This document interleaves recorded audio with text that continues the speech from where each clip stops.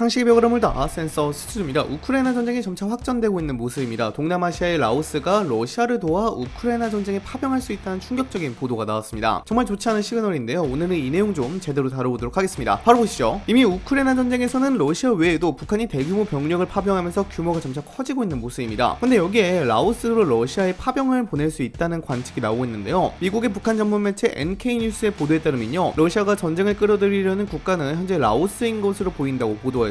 현재 러시아 정부는 라오스 인민군 공병부대를 지뢰 제거 작업을 수행할 수 있도록 쿠르스크 지역에 배치하는 계획을 추진하고 있다고 밝혔는데요. 이 내용의 소스가 우크라이나 정보국이기에 어느 정도 감안은 해야겠습니다만, 라오스가 이미 러시아를 대상으로 의료 지원을 하고는 있기 때문에 어느 정도 논의가 된 것은 맞아 보입니다. 쿠르스크 지역은 이전에 우크라이나군이 최초로 지상군을 통하여 공격한 러시아 본토입니다. 이곳에 라오스의 공병부대를 파견할 수도 있다는 것인데요. 라오스 정부와 러시아는 최대 50명의 공병을 파견하는데 잠정 동의했다는 보도도 나왔습니다. 물론 이 병력이 50명밖에 되지 않아서 전황을 크게 바꿀 만한 요인이 되진 않을 것으로 보이는데요. 보도에 하면 러시아는 쿠르스크 지역에서 지뢰 제거 작업을 이유로 이 라오스 공병대를 투입할 것이라고 합니다. 우크라이나 정보국은 이러한 정보들을 밝히며 인도적 프로젝트를 앞세운 군사적 개입 시도라고 주장하기도 했고요. 러시아가 외국 병력을 자국 영토에 들이면서 인도주의 명분을 내세우고 있지만 실질적으로는 전쟁에 참전하는 것이나 다름이 없다고 밝히기도 했습니다. 근데 여기서 우리가 눈여겨봐야 할 결정적인 포인트가 있습니다. 라오스는 이미 우크라이나 전쟁에 일정 부분 개입하고 있었습니다. 바로 부상을 입은 러시아 병사들에게 무료 재활의료 서비스를 제공하고 있었던 겁니다. 이는 단순한 의료 지원이 아니라 전쟁을 지속할 수 있는 인적 자산을 회복시켜주는 전략적 자원을 러시아에게 제공하고 있는 것이죠. 즉 라오스는 겉으로는 중립을 지키고 있는 것처럼 보이지만 속으로는 이미 러시아 측의 실질적인 전시 인프라를 제공하고 있었던 셈이죠. 여기서 우리가 짚고 넘어가야 할 건 의료 지원과 군사 파병은 완전히 다른 차원의 이야기라는 점입니다. 의료 지원은 외교적으로 회색지대에 머물 수 있지만 파병은 명백한 군사 개입이며 정치적 입장 표명입니다. 그리고 이 군사 파병이 현실화되는 순간 전 세계는 라오스를 친러 전쟁 국가로 규정하게 될 것입니다. 그럼 이렇게 되면 어떤 파장을 일으킬까요? 우선 전쟁의 확전 논리가 강화될 겁니다. 라오스군이 공식적으로 러시아 영토에 배치된다는 것은 서방 국가 입장에서는 러시아의 전쟁 동맹이 또 하나 추가됐다는 의미가 되기 때문입니다. 결과적으로 우크라이나에 대한 미국과 나토의 지원 강도는 더 강해질 수밖에 없습니다. 그리고 서방의 정보전, 사이버전, 군사장비 지원이 가속화될 가능성이 높습니다. 사실 트럼프 대통령이 손바닥 뒤집는 것 마냥 정책이 자주 바뀌어서 어떻게 될진 더 지켜봐야 하겠지만요, 최소 유럽 국가들은 이것을 위기로 느끼고 더 많은 지원을 해주려고 노력할 거예요. 당장 발트 상공이나 폴란드는 간이나 쓸게 다 떼서 주고 있는 상황이고요. 그리고 라오스가 파병을 공식화한다면 비슷한 정치 체제와 경제 구조를 가진 국가들,